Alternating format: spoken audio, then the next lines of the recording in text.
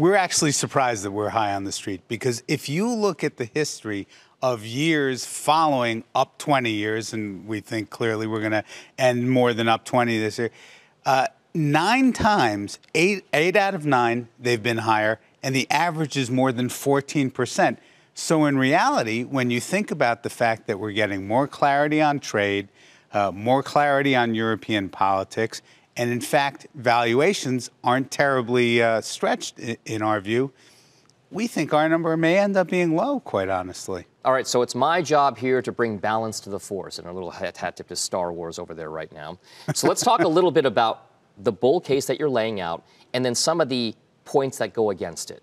There are still points out there in the global economy with regard to manufacturing data, perhaps some services data, PMIs, ISMs, that sort of thing, that all still point to some softness globally speaking. Some say it's a turnaround, but others say it cannot fuel the bull market like it has been. What do you say about the economic data, especially the soft economic data so far? So the economic data has been reasonably soft throughout the year. In our view, that's part of the theme as to why the defensive areas tended to outperform until you saw bond markets start to really yields bottomed in September.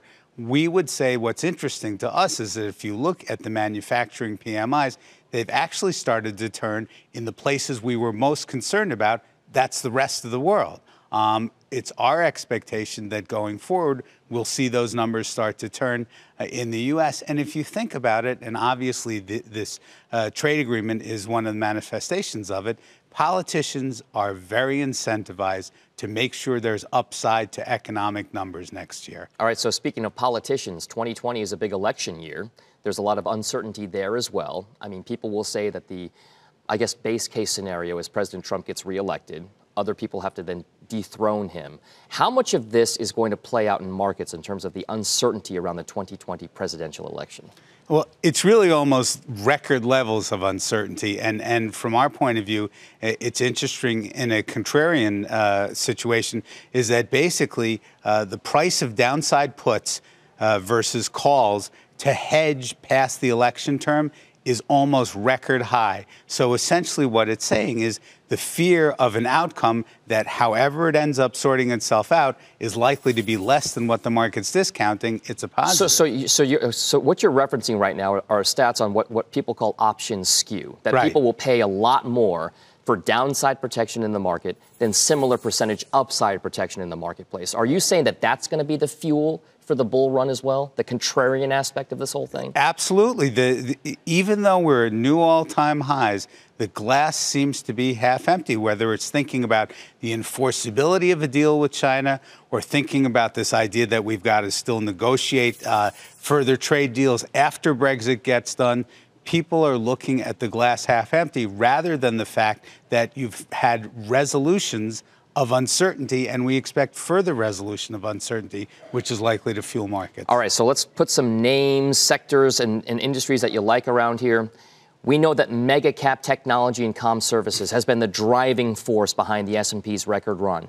Do you expect the Microsofts, Amazons, Facebooks, Alphabets of the world, Apple to continue that run higher, or is there going to be a slight change in leadership in 2020? Well, we actually like some of the more cyclical areas. Financials based on a steepening yield curve and sort of greater economic activity. Energy very much left for dead. But when you think about technology, and we're neutral on the technology sector, the upside to technology comes.